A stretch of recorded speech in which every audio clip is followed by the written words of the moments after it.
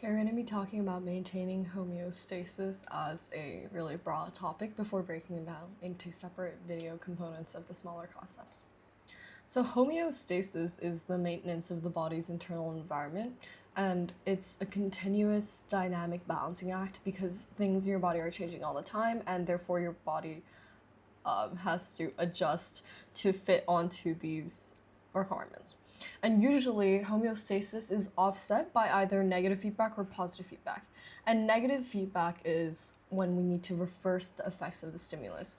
And most things in your body are negative feedback loops because something has happened, therefore we need to go back, remove this thing, and make sure our body returns to normal. That's negative feedback. Positive feedback is when we want to enhance or intensify the effects of the stimulus. So we receive a stimulus and our body really likes it, and therefore we need to repeat those effects again and again. So we usually see more negative feedback loops over positive feedback loops. So the reason we have these feedback loops and the way they are engineered within our body is we go from a control center, we go from a receptor to sense where these stimuli are coming in. Stimuli are coming in. It moves into a control center where we decide what we want to do with the stimuli, how do we reverse it, or how do we enhance and intensify it.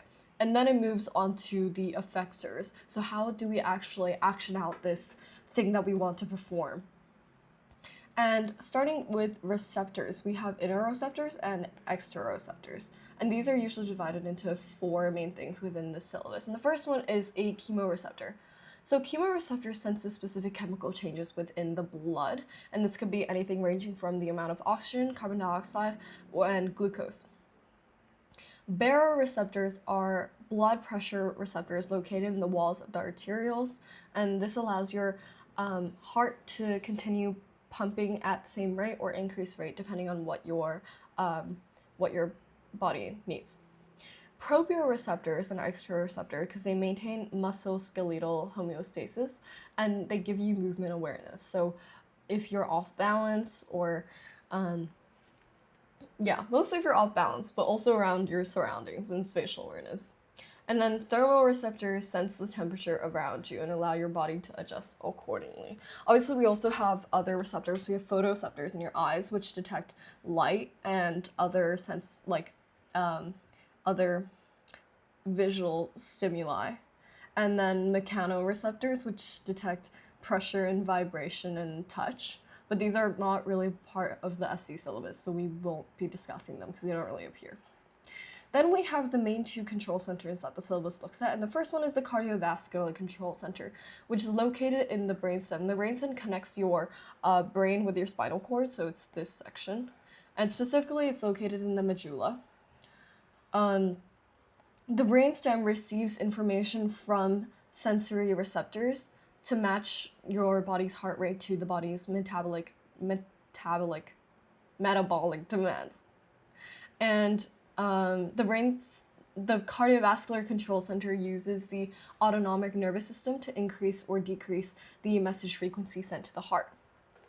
Then we have the hypothalamus, and the hypothalamus is both a gland as part of the endocrine system, but it's also a control center because it's a really vital part of our brain. It's located below the thalamus, and it's located above the pituitary gland and actually controls the pituitary gland.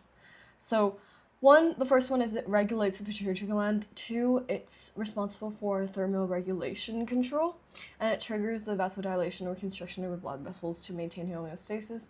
And then it also controls appetite and digestion and your sleep-wake cycle, fluid balance, and respiration. So it does a lot of the things within the hypothalamus. So it kind of is like above the brainstem and then in the central part of your brain. Yeah, so that's the main parts of maintaining homeostasis, simply put.